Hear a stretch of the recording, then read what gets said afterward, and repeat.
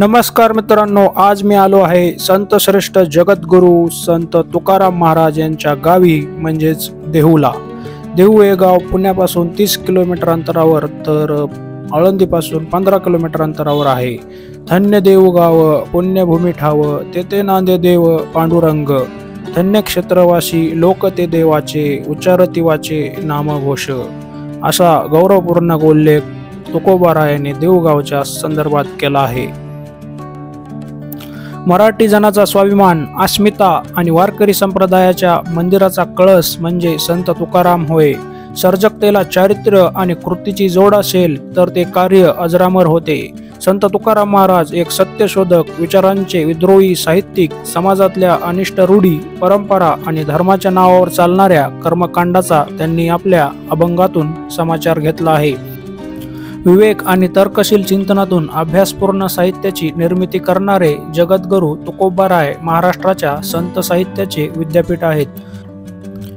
प्रस्तुत अभंगाच्या ओळी अन्यायाविरुद्ध वाचा फोडणाऱ्या आहेत। तुम्ही आमच्या सहिष्णुतेचा अंत पाहू नका, वेळ आल्यास आम्ही उत्तर देण्यास सक्षम आहोत, असे डिप्लोमॅटिक उत्तर देणारे तुकाराम महाराज हे पहिले मुत्सद्दी होते असे म्हणावे लागेल। त्यांनी समाजाच्या तत्कालीन अन्यायावर, भ्रष्टाचारावर आणि मूर्तीपूजा यांच्या विरोधात कठोर शब्दात टीका केली। तुकाराम महाराजांचा संदेश मुख्यतः प्रेम, तत्वज्ञान आणि समतेचा होता। त्यांच्या काव्यात आणि अभंगात त्यांनी अत्याचार, सामाजिक विषमता यावर प्रखरपणे प्रतिकार केला आहे। आपण आता त्यांचे काही काव्य बघणार आहोत। आम्हा घरी धन, शब्दाचीच रत्ने, शब्दाचीच शस्त्रे यत्ने करू। शब्द, काव्य, वचने आणि साहित्याच्या परिप्रेक्षात रममान होणारा कवी, अशी संत तुकारामांची ओळख। माझे ऐश्वर्य कशात आहे हे शोधण्याचा प्रयत्न करू नका। माझी श्रीमंती, माझे शब्द, माझे काव्य आणि माझी साहित्य संपदा आहे। स्वतःच्या वैचारिक प्रगल्भतेला शब्दाची रत्ने अशी उपमा देणारे तुकाराम महाराज आपल्या काव्याला शस्त्र असं संबोधतात। अशी श्रीमंती मिरवणारे ते एकमेव संत होय। भौतिक संपत्तीपेक्षा आध्यात्मिक ज्ञान, उपदेश आणि वचन हेच खरे धन आहे। शब्द हेच त्यांचे शस्त्र आहे, ज्याद्वारे ते जीवनातील अडचणी आणि चुकांना दूर करत आहेत। तुकाराम महाराजांनी आपल्या काव्यशैलीत साध्या भाषेत मनाशी एकतत्व साधणारी आणि आध्यात्मिक संदेश देणारी कविता केली। त्यांच्या अभंगाची लय, गहिरा अर्थ आणि भक्तिपंथांची गोडी ते अभंगामध्ये प्रकट करतात। आपल्याला प्रश्न पडत असेल, तुकाराम महाराज विद्रोही होते का? तर ऐका, संत तुकाराम महाराजांचे अभंग हे मुख्यतः सामाजिक अन्याय, धार्मिक पाखंड आणि भेदभावावर आधारित आहेत। ते नेहमीच समाजातील वाईट गोष्टीवर प्रहार करत आणि त्यावर जागरूकता निर्माण करत। त्यांच्या अभंगातून समाजाला आरसा दाखवला गेला, मूळ प्रवाहाच्या विरुद्ध जाऊन समाज प्रबोधनाचे काम केले। समाजातील मुठभर लोकांची ज्ञानावर असलेली मक्तेदारी त्यांनी मोडीत काढली। वेदाचा तो अर्थ आमासीच ठावा, एरांनी व्हावा भार माता। चौकस अभ्यासू वृत्ती अंगी बाणवून शस्त्राचा आणि वेदांचा अर्थ समजून घेणारे तुकाराम महाराज प्रस्थापितांच्या ज्ञान मक्तेदारीला उत्तर देतात। प्रस्तुत अभंगाच्या ओळी त्यांनी त्यांच्या भाळी मारताना दिसतात।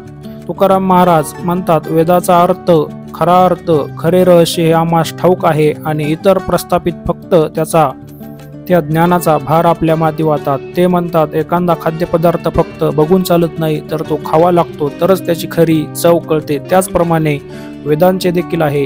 यातून तुकाराम महाराज ज्ञानाबाबत समाजातल्या विषमतावादी विचारांचा समाचार घेताना दिसतात। संत तुकाराम महाराज पुढे म्हणतात, ऐसे कैसे झाले भोंदू, कर्म करुणी म्हणती साधू, अंगी लावून या राख, डोळे झाकून या करती पाप. चारित्र्य आणि कृती यांच्याशी फारकत घेतलेली मंडळी जेव्हा तत्वज्ञानाचे आभाळ सृजन करू लागते तेव्हा अशा भोंदूबाबाचा कसं पितळ उघडं पाडावं ते ह्या अभंगातून स्पष्ट होते. कुकर्म करणारी साधू मंडळी पाप करून स्वतःस बाबा म्हणून घेतात. दिवसा राख फासून डोळे झाकून ध्यान करायचे आणि रात्री पापे करायची असा या लोकांचा व्यवहार. अशा संगतीच्या लोकांना आग लागो असं ह्या अभंगात तुकोबांनी म्हटले आहे.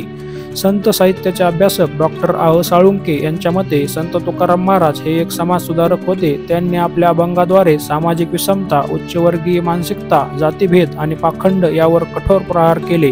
त्यांच्या अभंगामध्ये प्रकट होणारा संदेश म्हणजे एकता, समानता आणि प्रेम हेच मानवतेचे मूलभूत तत्व आहे. तुकाराम महाराजांचे साहित्य अत्यंत प्रभावी आहे. त्यांच्या अभंगामध्ये जीवनाचे गहन तत्वज्ञान आहे. ते साध्या शब्दात सहज आणि सहजतेने गाभ्याचं मर्म प्रकट करत होते.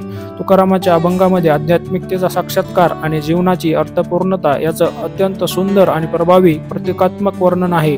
त्यांच्या अभंगामध्ये असलेले शुद्ध प्रेम, भक्ती आणि तत्वज्ञान आजही लोकांना प्रेरणा देतात. आपण आता त्यांचे काही अभंग पाहणार आहोत. जे का रंजले गांजले त्याशी म्हणे जो आपुले, तोची साधू ओळखावा देव तेथेची जाणावा. आपुलिया हिता जो असे जागता, धन्य माता पिता तयाची या. कुळी कन्यापुत्र होती जी सात्विक, तयाचा हरिक वाटे देवा. सुंदर ते ध्यान उभे विटेवरी, कर कटावरी ठेवूनिया. तुळशी हार गळा काशे पितांबर, आवडे निरंतर तेची रूप. मकर कुंडले तळपती श्रवणी, कंठी कौस्तुभमणी विराजित. तुका म्हणे माझे हेची सर्व सुख, पाहिन श्रीमुख आवडीने. संत तुकाराम महाराज यांचे जीवन आणि त्यांचे कार्य आजही महाराष्ट्राच्या सांस्कृतिक आणि धार्मिक वारशांचा भाग आहे. त्यांचे वचने आणि अभंग आजही लाखो लोकांच्या जीवनात प्रेरणा देत आहेत. म्हणून आज तुकाराम बीज सोहळ्यानिमित्त केलेला हा लेखप्रपंच सार्थकी लागावा असं वाटत असेल तर तुकोबारायांच्या विचाराचा अंगीकार करावा. शेवटी एवढंच, कळला असेल तुका तर राहू नकोस मुका.